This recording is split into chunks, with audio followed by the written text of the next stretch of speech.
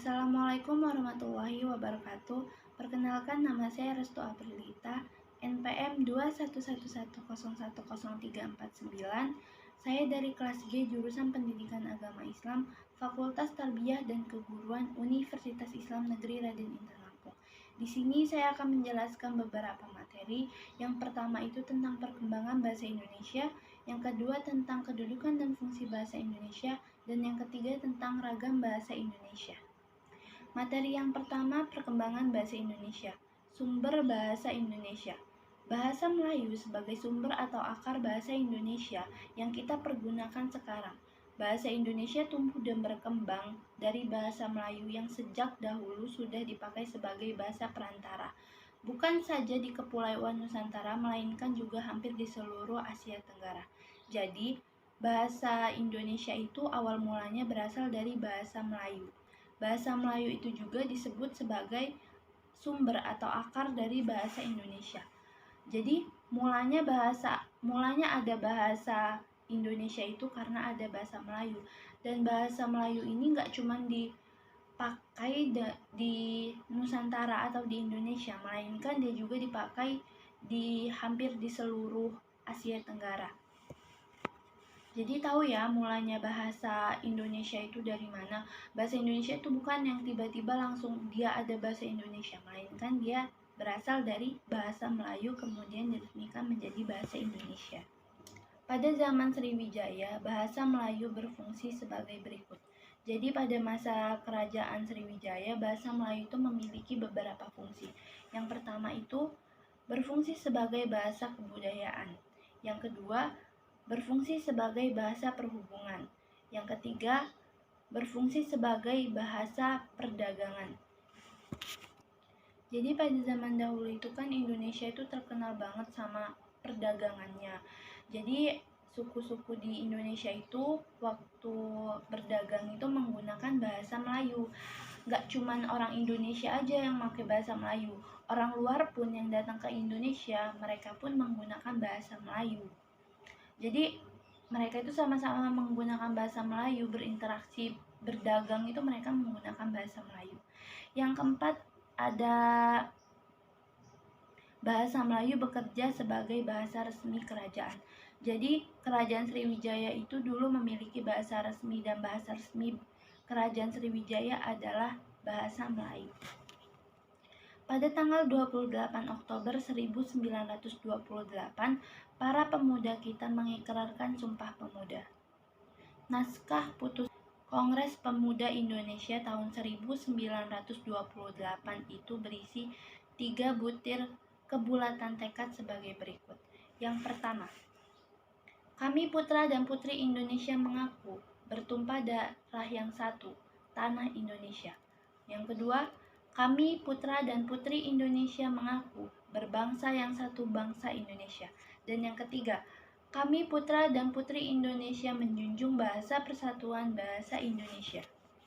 Dari ketiga poin Sumpah Pemuda itu, satu poin yang berhubungan dengan bahasa Indonesia, yaitu poin ketiga. Dengan diikrarkannya Sumpah Pemuda, resmilah bahasa Melayu yang sudah dipakai sejak pertengahan abad ke-7 itu menjadi bahasa Indonesia. Jadi kalau ditanya kapan bahasa Melayu itu diresmikan menjadi bahasa Indonesia, jawabannya tanggal 28 Oktober tahun 1928, atau lebih gampangnya kita ingat sebagai Hari Sumpah Pemuda. Materi yang kedua tentang kedudukan dan fungsi bahasa Indonesia. Jadi kedudukan bahasa Indonesia itu terdiri dari 2 macam. Yang pertama, bahasa Indonesia berkedudukan sebagai bahasa nasional. Itu sesuai dengan Sumpah Pemuda tahun 1928.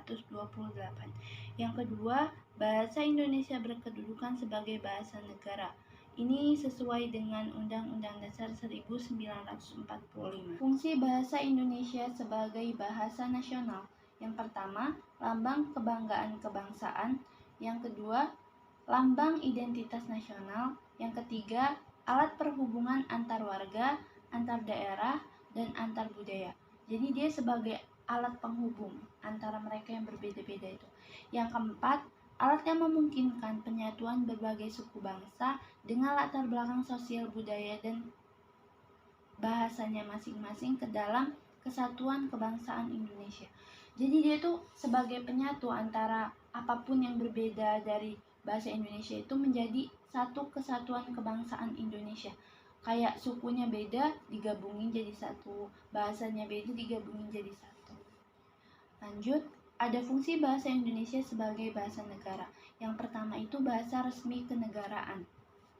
Jadi udah pada tahu kan kalau misalnya bahasa resmi negara kita itu apa. Jadi kalau ditanya, apa sih bahasa resmi negara Indonesia itu? Ya, bahasa resminya adalah bahasa Indonesia. Lanjut, yang kedua ada bahasa pengantar dalam dunia pendidikan. Yang ketiga itu ada alat perhubungan pada tingkat nasional untuk kepentingan perencanaan dan pelaksanaan pembangunan. Dan yang terakhir ada alat pengembangan kebudayaan, ilmu pengetahuan, dan teknologi. Lanjut, ada lagi fungsi bahasa Indonesia yang dimiliki oleh bahasa baku. Yang pertama itu ada fungsi pemersatu. Yang kedua ada fungsi pemberi kekhasan. Dan yang ketiga itu ada fungsi penambah kewibawaan. Dan yang terakhir ada fungsi sebagai kerangka acuan. Lanjut lagi, ada fungsi bahasa Indonesia secara khusus. Jadi secara khusus bahasa Indonesia itu memiliki fungsi tersendiri. Yang pertama, mengadakan hubungan dalam pergaulan sehari-hari. Yang kedua, mewujudkan seni atau sastra. Yang ketiga, mempelajari bahasa-bahasa kuno. Dan yang terakhir ada mengeksploitasi ilmu pengetahuan dan teknologi. Lanjut, ada materi yang ketiga yaitu ragam bahasa Indonesia. Apa sih ragam bahasa Indonesia itu? Ragam bahasa adalah variasi bahasa yang terbentuk karena pemakaian bahasa. Dalam Kamus Besar Bahasa Indonesia atau KBBI, ragam bahasa diartikan variasi bahasa. Lanjut, ragam bahasa berdasarkan waktunya. Yang pertama itu kuno. Terlintas ya pasti dalam pikiran kita, kuno itu tuh lama atau zaman dahulu atau dahulu kala.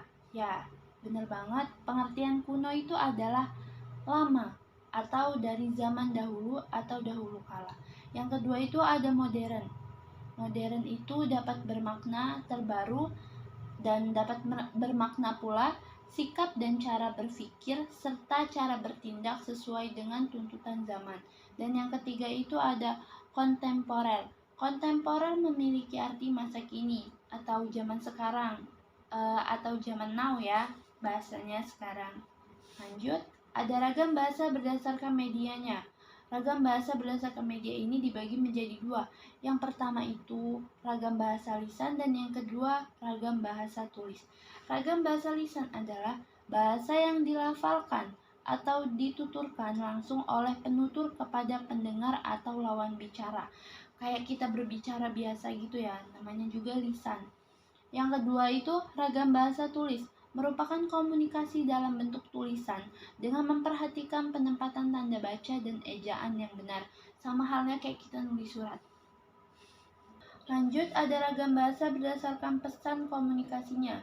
Yang pertama itu ada ragam bahasa ilmiah, yang kedua ada ragam bahasa pidato, yang ketiga ada ragam bahasa sastra, dan yang keempat ada ragam bahasa berita.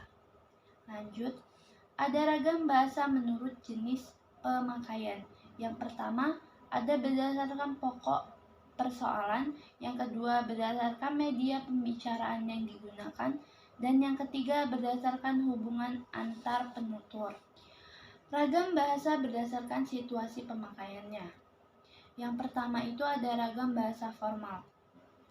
Ragam bahasa formal atau ragam baku yaitu ragam yang mengikuti kaidah atau aturan kebahasaan. Jadi bahasanya itu udah diatur, udah ada kaidah-kaidahnya ya, udah ada kaidah-kaidah tersendiri. Yang kedua itu ada ragam bahasa semi formal. Ragam bahasa semi formal adalah sebuah ragam penuturan yang menyampaikan kalimat dalam bentuk yang tidak lengkap dari segi struktur atau gramatikal, serta menggunakan ragam bahasa tidak baku atau resmi. Jadi dia tuh nggak pakai yang baku-baku, nggak pakai yang resmi-resmi, dan dia juga nggak, strukturnya nggak lengkap. Yang terakhir ada ragam bahasa non-formal. Ragam bahasa non-formal itu kebalikan dari ragam bahasa formal. Kalau formal tadi harus mengikuti kaidah dan harus berstruktur, kalau formal itu ya biasa-biasa aja kayak kita ngomong langsung. Bahasa non-formal adalah bahasa yang digunakan dalam kegiatan sehari-hari seperti berbicara dengan teman atau keluarga. Jadi kayak kita bicara secara langsung sama teman atau keluarga itu bahasa non-formal namanya. Oke, next, materi terakhir, bahasa Indonesia yang baik dan benar. Yang dimaksud dengan bahasa yang baik adalah bahasa yang mempunyai nilai rasa yang tepat dan sesuai dengan situasi dan kondisi pemakaiannya. Sedangkan yang dimaksud dengan bahasa yang benar adalah bahasa yang menerapkan kaidah bahasa dengan konsisten. Demikianlah tadi yang dapat saya sampaikan. Semoga apa yang saya jelaskan bisa bermanfaat untuk kalian semua dan untuk saya sendiri. Terima kasih telah menonton dan terima kasih telah menyaksikan. Saya ucapkan terima kasih banyak, dan bila saya ada kekurangan atau kesalahan, saya mohon maaf. Kepada Allah saya mohon ampun. Saya akhiri. Wabillahi taufiq wal hidayah. Wassalamualaikum warahmatullahi wabarakatuh.